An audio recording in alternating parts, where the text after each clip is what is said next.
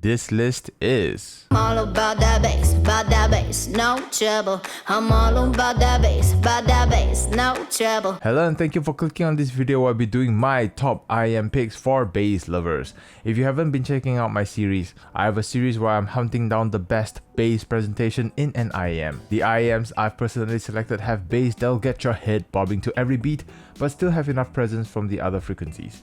There are some IEMs that may not be included in my personal list as I feel the bass has entirely overwhelmed other aspects of the frequency, like the Sennheiser IE300 or the 7Hz legato as an example. But if you're on a budget and would like a lot of bass while still have a smooth presentation, the 7Hz legato at $99 would be a good preview to what the other IEMs in this list sound like. Also, there's just a lot of IEMs in this category that I really like, so instead of numbers, I'll simply talk about the IEMs in this list from the bottom all the way to my most favorite picks. So let's start with the Ico Obsidian OH10.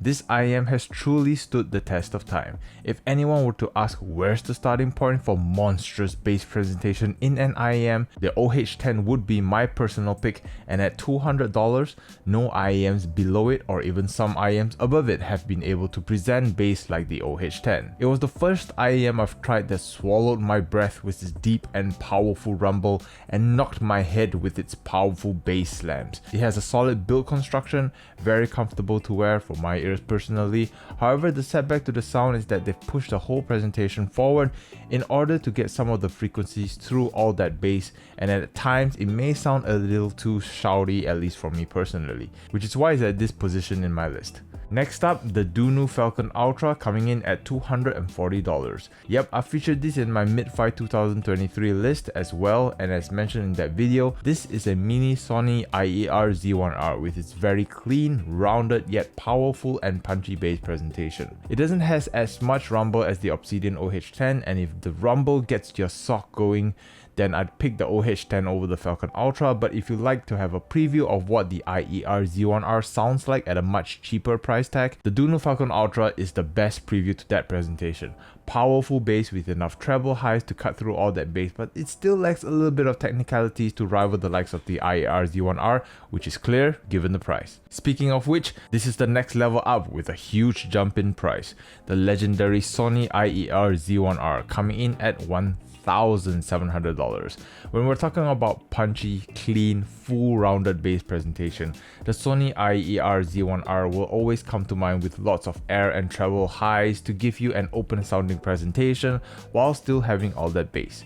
Though it's predominantly focused on giving you mid bass rather than sub bass, however the imaging is simply fantastic, although treble sensitive people might find it a little too piercing. However, my biggest issue with this IEM is with fit and comfort, as this IEM is very dependent on your ear shape. For my personal ears, it just didn't sit well and it was uncomfortable to wear, so if there is an IER Z2R or something, or once Sony offers custom fits for this model, I'm hitting that purchase button. But because of its setback, that's why it's on this position in this list and why it's no longer in my collection, even though I miss its sound presentation. Moving up, there's no way I can talk about bass hit IEMs without mentioning the Fat Freak Mini twins, the Fat Freak Maestro Mini and the Fat Freak Scarlett Mini. Despite looking almost similar, especially in their form factor, only to be differentiated by their faceplate, they both sound very different. The Scarlett Mini is essentially 7Hz legato sound presentation, but a step above, a smooth presentation with a clean mid-range while having a really deep, very full, punchy bass presentation. If you simply want your sound to be predominantly about bass but still want to maintain a smooth presentation, the Scarlett Mini is an easy choice to recommend. However, if you want a little bit more openness to the sound, a little bit more clarity and treble sharpness while still maintaining a lot of bass presentation, then the Maestro Mini would be the choice. The Scarlett Mini does have a touch more bass in terms of rumble and slam, but the Maestro Mini still stands above the rest of the pack in its price category. Think OH10 presentation for the Maestro Mini, but with more space between you and the sound, so it doesn't sound as shouty as the OH10, and it strikes a good balance between giving you really deep sub bass, strong mid bass, clean mid-range, and good amount of treble to cut through all that bass.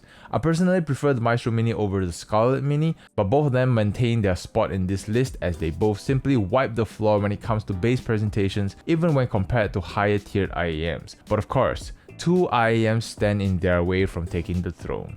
Now we come to my most favorite IEM picks for bass at least for 2023, and my top choices are tied between two IEMs at the moment. My personal choice when it comes to sub-bass presentation would be none other than the Fat Freak Maestro SE, and the one I'd pick for mid-bass presentation would be the Fur Audio Xenon 6. If somehow these two IEMs can fuse, the mid-bass and treble presentation from the Xenon 6, the sub-bass, mid-range cleanliness and imaging from the Maestro SE, and we've got the perfect IEM, at least for me, but until we get there, we have these bass-loving beauties. The Fat Freak Maestro SE has a touch more sub-bass than the Fat Freak Maestro Mini, but its impact is a touch lighter than the Maestro Mini, which helps in keeping the mid-range a bit cleaner, and it has really great imaging, lots of bass, texture and details, but I wish there was a bit more treble as it sounds a little bit subdued. But as I mentioned before in the previous video, that's why we got the Grand Maestro, so I hope to get that in for a full test and comparison. The Fur Audio Xenon 6 on the other hand is like the opposite of the Fat Freak Maestro SE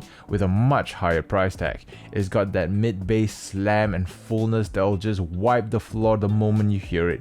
Its tagline of having bass you can feel with Fur Audio's kinetic bass technology rings true with the Xenon 6 because you're not only hearing it, but you can definitely feel it. And it's got enough treble highs to cut through all that meat and present you details in the track that would otherwise be masked or overwhelmed by the bass in lower priced IEMs. So with everything mentioned, this is why the Fat Freak Maestro SE has been made into customs, so they will remain as a permanent IEM in my collection.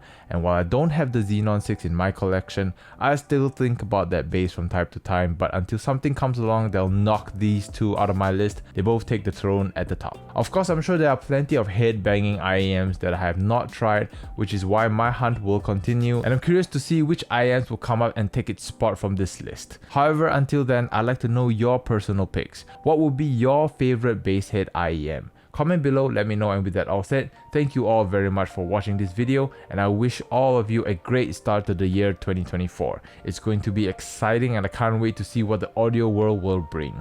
Until the next video, take care and happy listening.